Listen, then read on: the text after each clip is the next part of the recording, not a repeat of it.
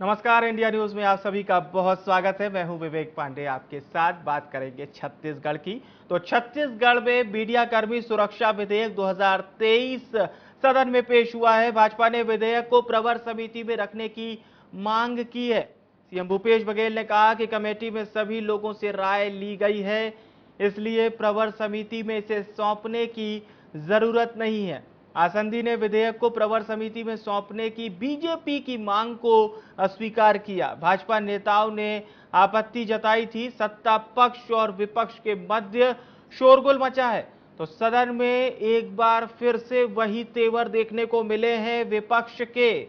बहरहाल छत्तीसगढ़ के लिए ये बड़ी खबर है। हालांकि भाजपा की हम बात करें तो भाजपा ने इस विधेयक को प्रवर समिति में रखने की मांग की थी, लेकिन सीएम भूपेश बघेल ने कहा कि कमेटी में सभी लोगों से राय ली गई है, इसलिए प्रवर समिति में इसे सौंपने की जरूरत नहीं है। आसंदी ने विधेयक को प्रवर समिति में सौंपने की बीजेपी की मांग को अस्वीकार कर दिया है।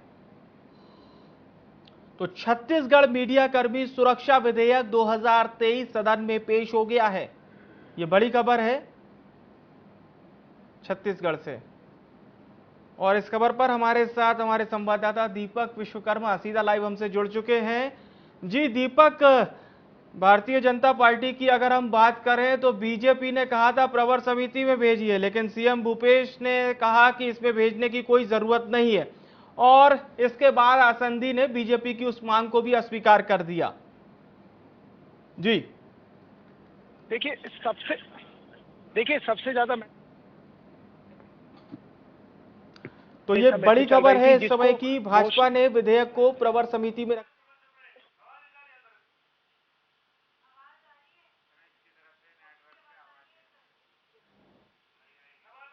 वाईफाई ऑन है, देखिए तो।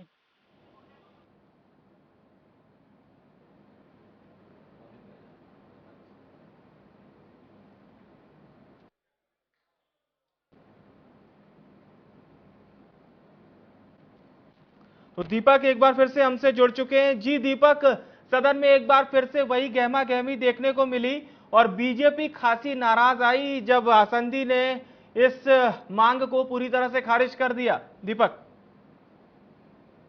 ये दो चीजें होती हैं। अगर संसदीय परंपराओं को समझा जाए तो प्रवर समिति संसद या जो राज्य विधानसभाएं होती है वो प्रवर जी समिति होती है। यदि विपक्ष को लगता है कि कोई त्रुटि है, आसान भाषा में अगर इसको समझे, यदि विपक्ष को लगता है कि किसी विधेयक में कोई त्रुटि है तो एक बार प्रवर समिति को भेज दिया जाए, वहां चर्चा कर ली जाए और जो वहां दिग्गज हैं, जो जानकार हैं संविधान के, उन लोगों के पास भेजा जाए और वो उन चीजों को देख लें, समझ लें, उनकी जो त्रुटि है उनको सुधार दें और उसके बाद उस विधेयक को दोबारा पेश किया जाए। तो विपक्ष का ये कहना था कि प्रवर समिति में एक बार भेज दीजिए, भेजने के बाद जब वापस त्रुटियों को सुधार कर आएगा तो हम पहले भी समर्थन कर रहे हैं, अभी भी समर्थन कर रहे हैं, तब भी समर्थन करेंगे। तो जब दोबारा एक बार मानसून सत्र के लिए विधानसभा लगेगी तब इसको पास कर दिया जाएगा और तमाम सुझाव विपक्ष की तरफ से आए कि क्या जो जो जो तमाम संस्थाएं दिल्ली की, चाहे वो एडिटर गिल्ड्स हो, चाहे तमाम दूसरी ऐसी संस्थाएं जो पत्रकारों के लिए काम कर रही हैं,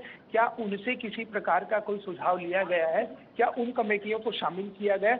ऐसे तमाम सुझाव आए।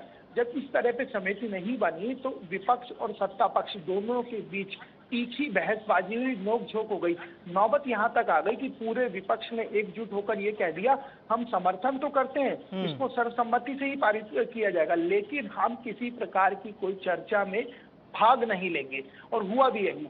चूंकि मुख्यमंत्री ने निवेदन किया, उसके साथ आसंदी ने भी निवेदन किया कि ऐसा नहीं होता है, जब आप समर्थन कर रहे हैं तो आपको समर्थन के साथ साथ चर्चा में भाग भी लेना चाहिए। तमाम सुझाव आएंगे और तमाम, आप दिग्गज हैं, 15 साल सत्ता में रहे हैं, आपको संसदीय ज्ञान है, इस बारे में चर्चा करनी चाहिए। लेकिन जब इस मामले पे सहमति नहीं बन पाई तो पूरा का पूरा विपक्ष नाराज होकर बैठ गया और पूरे के पूरे विपक्ष ने कह दिया, हम सर्वसम्मति से इसको पारित करते हैं, लेकिन हम चर्चा में हिस्सा नहीं लेंगे। तो ये एक बात। दूसरी बात यह है कि पत्रकार सुरक्षा कानून छत्तीसगढ़ के भीतर पास हो चुका है, सर्वसम्मति से इसको पास किया गया। मुख्यमंत्री भूपेश बघेल ने इस विधेयक को लाया था और चूंकि सबसे महत्वपूर्ण बात यह है, चूंकि इस कानून का उल्लेख छत्तीसगढ़ का जो घोषणा पत्र बनाया गया था कांग्रेस के द्वारा, उसमें उल्लेख किया गया था कि पत्रकार सुरक्षा कानून लाया जाएगा।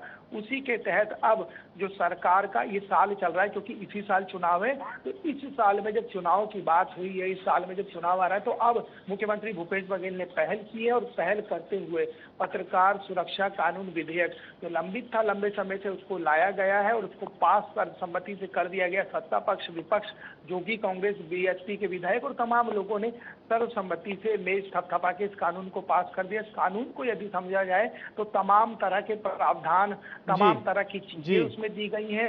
सबको बराबर अधिकार दिया गया है, चाहे वो महिला हो चाहे पुरुष हो। कुछ एक चीजों को यदि समझाया जाए तो इसमें यदि आप काम कर रहे हैं और काम के दौरान जब आप अपनी ड्यूटी पे हैं, आपकी ड्यूटी के दौरान यदि आपको किसी तरह की मानसिक या शारीरिक प्रताड़ना झेलने को मिलती है, तो आपको ये पत्रकार सुरक्षा कानून आपकी सहायता करेगा। यदि आप 10 साल से अधिमान्य हैं तो वहां पर आपको पेंशन का प्रावधान दिया गया है। पहले जो चर्चा की जाती थी उसमें 10 साल आपको लगातार की चर्चा की जाती थी। अब जो चर्चा की जा रही है उसमें यह है कि आप 10 साल आपको अधिमान्यता होना चाहिए, तो आपकी रिटायरमेंट से आपको पेंशन का प्रावधान किया गया है। तो समझा जाता है कई खंडों में, कई चीजों में इसमें चर्चा की गई है। मूल रूप से अगर पूरा लबो-लबाब समझा जाए पत्रकार सुरक्षा कानून का, तो आपके साथ जिस तरह का बर्ताव फील्ड में होता था, और चूंकि छत्तीसगढ़ की यदि बात की जाए, छत्तीसगढ़ के लिहाज को समझा जाए, तो छत्तीसगढ़ नक्सल प्रभावित राज्य है। 14 से ज्यादा जिले यहाँ नक्सल प्रभावित है। यहाँ के अगर तारतम्य में समझा जाए तो यहाँ की मौजूदा स्थिति जो बन रही है, वहाँ पत्रकारों को सुरक्षा कानून देने की कवायद सरकार ने की, विधेयक लाए और कानून पास हो गया।